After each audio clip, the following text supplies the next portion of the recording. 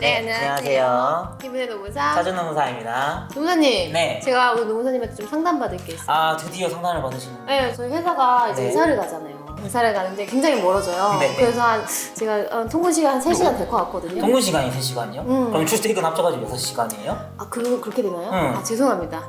말 잘못했네요. 바보 아니야? 그런 의미에서 오늘은 실업급여에 대해서 조금 얘기를 시작해 보려고 하는데요. 실업급여는 고용보험에 가입되어 있는 근로자가 이제 재취업을 해서 이제 다시 일을 시작하기까지 생계를 유지하기 위해서 이제 지원해주는 그런 제도를 말을 하는데요. 이제 크게 구직급여와 취업 촉진수당으로 나뉘어져 있습니다. 소위 이제 근로자분들이 가장 많이 궁금해하시는 게 바로 이 구직급여 이제 정식 명칭이, 그리고 취업 촉진수당에는 뭐 조기 재취업 수당이라든가 뭐 직업능력 개발 수당이라든가 아니면 뭐 이주비 뭐 이런 것들이 이제 얘기를 하는데, 오늘은 보통 대부분의 사람들이 실업급여를 알고 있는 정식 명칭 구직급여에 대해서 말씀드리려고 합니다. 그래서 이 구직급여에 대해서 내가 이걸 받을 수 있는 자격이 되는지 못 받는지에 대해서 가장 많이들 물어보시잖아요. 이 구직급여를 받을 수 있으려면 요건이 필요한데, 그거에 대해서 좀 설명해 주시죠. 이제 흔히들 이제 수급 자격 인정 요건이라고 하는데 크게 두 가지로 보시면 돼요. 이직일 이전 18개월간 피보험 단위 기간이 180일 이상일 것, 그리고 두 번째로 이직의 사유가 비자발적인 이직 사유여야 될 것. 그래서 크게 두 가지가 있는데, 일단 첫 번째로 이직일 이전 18개월 동안 피보험 단위 기간이 180일 이상일 것에 대해서 약간 여러 가지 질문들이 있으세요. 이 18개월이라고 하는 게 한 직장에서 18개월이냐 라는 질문이 좀 있거든요. 근데 그런 게 아니고 전체적으로 이제 여러 가지 사업장을 좀 거쳤다 하더라도 각 사업장의 고용보험 가입 기간이 18개월 이상이면 되는 거예요. 합해가지고. 그러네요. 네. 되는 거예요. 그리고 하는 거예요? 됩니다. 네. 그리고 이제 두 번째로 이제 180일 이상의 것에 대해서 이제 180일이 어떤 거냐, 이제 뭐 달력상의 180일이냐 이런 걸 많이 물어보시는데, 이 180일이라고 하는 거는 유급으로 처리되는 근무 일수를 말하는 거예요. 그래서 소정 근로일이 당연히 들어가게 될 것이고, 이제 주휴일 그리고 유급으로 처리되는 휴일이 들어가거든요. 연차라든가. 그렇죠. 그래서 이게 다 들어가서 180일이 돼야 되는데, 그래서 대부분 사람들이 6개월 180일이라고 하니까 6개월이면 된다라고 네. 생각을 하세요. 그런데 이게 이제 유급으로 처리되는 근무 일수만 들어가기 때문에 뭐 통상 거의 7개월 정도로 보시면 될 것 같아요. 그래서 첫 번째 이제 이 수급 요건 자격에 해당이 되면, 이제 두 번째로 비자발적인 이직 사유가 되는데, 네. 이거에 대해서 조금 저희가 세부적으로 더 말씀을 드릴게요.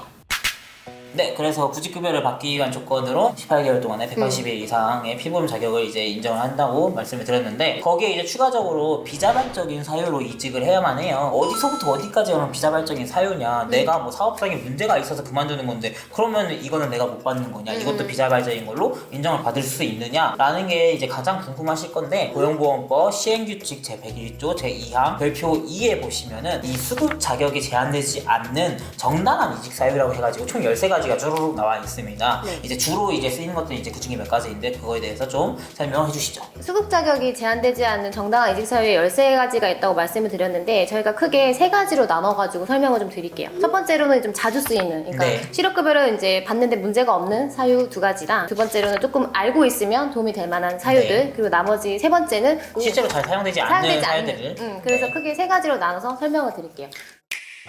8번에 이제 산업안전보건법에 따른 중대재해 사업장으로서 이제 시정이 되지 않는 경우, 육아휴직을 써야 되는데 육아휴직을 허용되지 않는 경우, 네. 사업주의 사업령이가 법령을 위반하는 경우, 네. 그러니까 이런 것들은 왜 그 밖에라고 노동법을 위반했으니까. 네. 그 밖에라고 말씀을 드리는 이유는 네. 뭐냐면, 입증하기가 쉽지도 않고 많이 네. 좀 쓰이지 않아요. 네, 그래서 자주 저희가 사용되는 부분은 아니죠. 네, 그리고 이제 13번에 그러한 여건에서 통상의 다른 근로자들도 이직했을 거라고 충분히 객관적으로 인정되는 경우라고 얘기하는데, 보통 그런 경우는 다 앞에 있는 12가지 안에 들어가 있기 들어갑니다. 때문에 거기에서 고려하시면 될 것 같습니다. 네.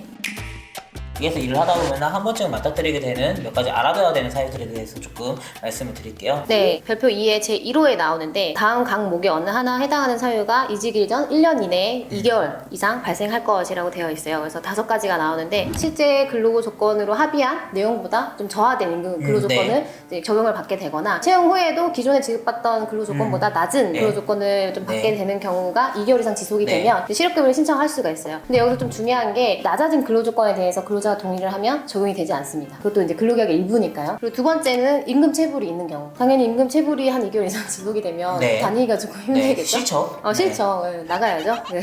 세 번째로는 이제 소정근로에 대해서 지급받던 임금이 최저임금에 미달하는 경우. 최저임금은 강행 규정인데 이게 미달이 되면 또 당연히 법 위반이죠. 네 번째로 제53조 근로기준법 제53조에 따른 연장근로 제한을 위반하는 경우라고 하는데 저희가 이제 주 52시간 네. 얘기하는 그 연장근로인데 중요한 게 4인 이하 사업장 같은 경우는 법정근로시간 제한을 법에 적용을 받지 않기 때문에 이분들은 적용이 안 되고 그리고 유연근무제를 도입해서 운영하고 있는 회사 같은 네. 경우는 당연히 당연히 안 안 될 되고. 거고 근로시간 특례 제도를 적용받는 사업장이 있을 수 있어요. 그래서 그 사업장도 적용이 안 될 겁니다. 그래서 4번은 그런 것만 좀 인식을 해주시면 될 것 같고 그리고 마지막으로 이제 사업장 휴업으로 인해서 휴업수당을 받는데 원래 휴업수당이 평균 임금의 70%란 말이에요. 근데 이거 70% 미만을 받게 되는 경우 이게 2개월 이상 지속이 되면 이제 실업급여 신청을 할 수가 있습니다. 그리고 이제 말씀해주신 거 외에 직장 내 요즘에 괴롭힘으로도 이제 얘기가 많은데 사업장에서 본인의 의사와 달리 뭐 성희롱 뭐 아니면 그 밖에 이제 성적인 괴롭힘을 당했을 경우에는 당연히 그 회사를 다닐 수가 없죠. 통근이 곤란하게 되는 경우에는 마찬가지로 수급 자격을 인정을 해줍니다. 우리 사업장에 이전을 해가지고 출퇴근 시간이 너무 늘어났어. 왕복 3시간이 넘은 경우에는 수급 자격을 인정을 해줍니다. 그 3시간은 어떻게? 네, 고용센터에서 이제 확인을 할 때 뭐 일반적으로 뭐 네이버 지도나 뭐 여러 가지가 있겠죠. 뭐 이러한 것으로 통상의 어떤 대중교통이나 이런 교통수단을 통해서 한번 이제 확인 재가지고 실제로 3시간이 넘는지 안 넘는지 판단을 하거든요. 그래서 3시간이 넘으면 인정을 해주고 3시간이 넘지 않는다고 판단이 되면은 이거 인정을 안 해줍니다. 그래서 김은혜 우사님은 실업급여를 받을 수가 없습니다. 그렇군요. 네, 인정하셨죠? 열심히 다니겠습니다. 네, 열심히 다니세요. 네, 대표님.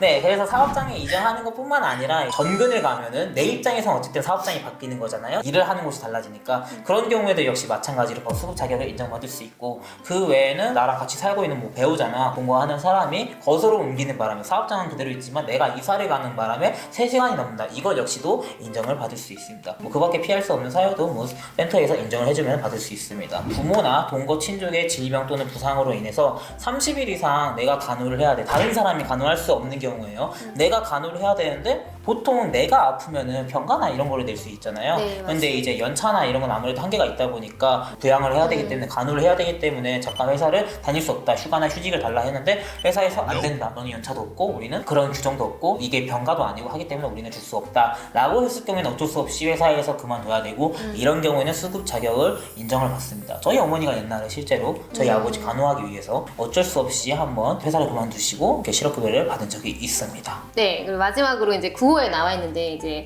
앞서 말씀해 주신 거는 가족의 이제 부양에서 그런 네. 건데 내가 아플 수가 있어요. 그래서 네. 뭐 체력이 부족하거나 심신장애나 아니면 여기 나와 있는데 부상시력, 청력, 촉각의 감퇴 등으로 이제 주어진 업무를 하는 게 좀 곤란해. 이제 회사에서 또 휴직도 허용을 안 해줘. 그리고 업무를 할 수가 없어. 그러면 이제 그만두게 되면 사실 이건 조금 근로자한테 가혹한 면이 있잖아요. 네. 그래서 이거는 구호에 보시면 의사 소견서를 통해서 입증이 되면 이제 고용센터에서 실업급여를 주고 있어요. 이제 병가 규정도 없고 질병휴직 규정도 없기 때문에 그냥 이제 사업주한테 공고사직 처리해주세요. 그리고 이제 또 인정이 많은 사장님 같은 경우는 그래도 아픈데 좀 해주겠다라고 해서 이제 이렇게 가는 경우가 많거든요. 이 조항을 몰라가지고. 근데 그런 경우는 사실 부정수급이 되기 때문에 이 구호를 잘 알고 계셨다가 조금 아프신 분이 계시면 이제 의사소견서 같이 제출을 하셔가지고 실업급여를 받으시면 된다라는 네. 걸 말씀을 드리고 싶네요. 네, 알겠습니다. 네.